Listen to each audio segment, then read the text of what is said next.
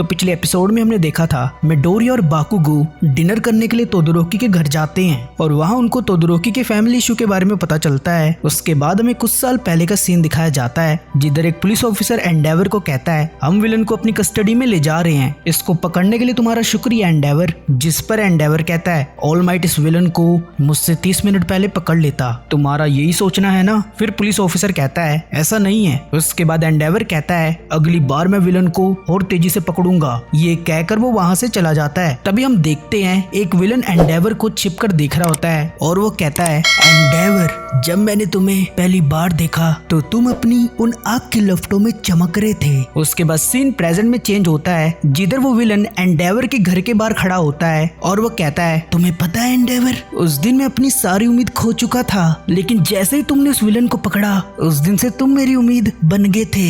7 साल पहले मैंने अपना मौका खोया था क्योंकि उस दिन तुमने मुझे पकड़ लिया था। मेरे जैसा आदमी हमेशा अच्छी एंडिंग चाहता है। उसके बाद हम देखते हैं नात्सु अपने घर से बाहर आता है। उसे देखकर वो कहता है जब से मैं जेल से बाहर आया हूँ तब से मैं तुम्हारी पर्सनल लाइफ पर नजर रख रहा हूँ। अब तुम पूछोगे ऐसा क्यों? क्योंकि मैं चाहता हूँ तुम मेरा अंत करो। ये कहकर वो विलन खुद पर ट्रिगर इंजेक्ट करता है। तभी हम देखते हैं फुयुमी अपने बड़े भाई टोया के बारे में बताती है और वो कहती है नात्सु और टोया एक दूसरे के काफी करीब थे, वो हमेशा साथ खेलते थे, लेकिन जब मोम हॉस्पिटलाइज हुई तब उनकी कंडीशन और खराब हो गई थी और इस वजह से शोटो मोम से मिलने नहीं जाता था। पर अब सब बदलने लगा है। शोटो रोज मोम से मिलने जाता है और अब हमारी फैमिली की कंडीशन सही हो रही है। लेकिन नात्सु पास्ट की बातों को भूल नहीं पा रहा है क्योंकि उसका सोचना है डैड की वजह से टोया हमारे बीच नहीं है। फिर बाकुगो कहता है तभी उसका फेस इतना सैड लगता है। तभी वहाँ पर एंडेवर आ जाता है और वो कहता है अब हमें यहाँ से चलना चाहिए। उसके बाद हम देखते हैं मिडोरिया जाते टाइम फुयुमी को खाने के लिए थैंक यू बोलता है, जिस पर फुयुमी कहती है मैं बहुत खुश हूँ कि शोटो के पास तुम्हारे जैसे दोस्त हैं। फिर सीन नात्सु की तरफ चेंज होता है और उसके ऊपर अचानक से विलन हमला कर देता है। उसके बाद हम एंडेवर को देखते हैं जो मिडोरिया और सबको उनका शेड्यूल बता रहा होता है, पर तभी वो अपनी कार के सामने नात्सु को लटका हुआ देखते हैं। ये देखकर तोदोरोकी और मिडोरिया शॉक्ड हो जाते हैं। फिर उनके सामने वो विलन आता है और वो उन पर अटैक करने लगता है। उसके बाद एंडेवर उस विलन पर हमला करने जाता है। तब वो विलन कहता है क्या एंडेवर तुमको मेरा नाम याद है ना? जिस पर एंडेवर कहता है 7 साल पहले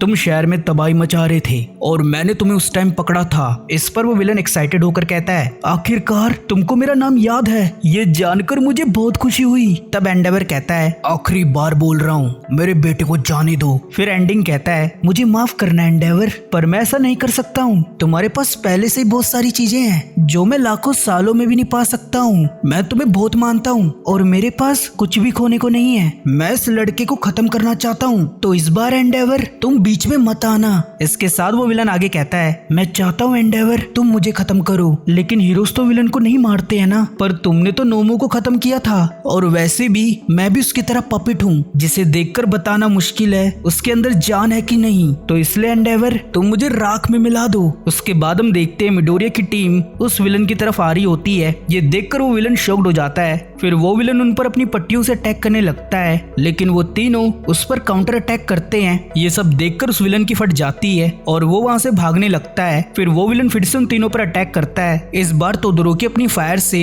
उसके अटैक को डिस्ट्रॉय कर देता है, जिस पर वो विलन कहता है तुम लोग मेरे प्लान को खराब नहीं कर सकते हो, अगर तुमने ऐसा किया तो और लोग अपनी लाइफ खो बैठेंगे। ये कहकर वो विलन शहर के लोगों को अपने कब्जे में ले लेता है और वो नात्सु को ट्रेन के सामने रख देता है। लेकिन तभी बाकुगो आकर उसे बचा लेता है और वो कहता है तुम और लोगों को नुकसान नहीं पहुंचा पाओगे। उसके बाद मिडोरिया ब्लैक विप का यूज करके लोगों की जान बचा लेता है। ये देखकर एंडेवर शॉक्ड हो जाता है और वो कहता है अभी इन लोगों को सिर्फ 1 हफ्ता हुआ है। तभी तोदोरोकी अपने स्पेशल अटैक का यूज उस विलन पर करता है, जिसकी वजह से वो विलन दूर जाके गिरता है। उसके बाद एंडेवर नात्सु को गले लगा लेता है। तब बाकुगो तोदोरोकी को कहता है उस सफेद नमूने का क्या हुआ? जिस पर तोदोरोकी बोलता है वो पकड़ा गया है। फिर बाकुगो मिडोरिया से कहता है क्या वो लोग सेफ हैं? इस पर मिडोरिया हाँ कहता है। उसके बाद बाकुगो एंडेवर को कहता है तुमने चैलेंज किया था ना एंडेवर कि विलन को तुमसे पहले पकड़ के दिखाओ, लो हमने करके दिखा दिया है, तो अब बताओ कौन है सबसे तेज? जिस पर एंडेवर कहता है तुमने बहुत अच्छा काम किया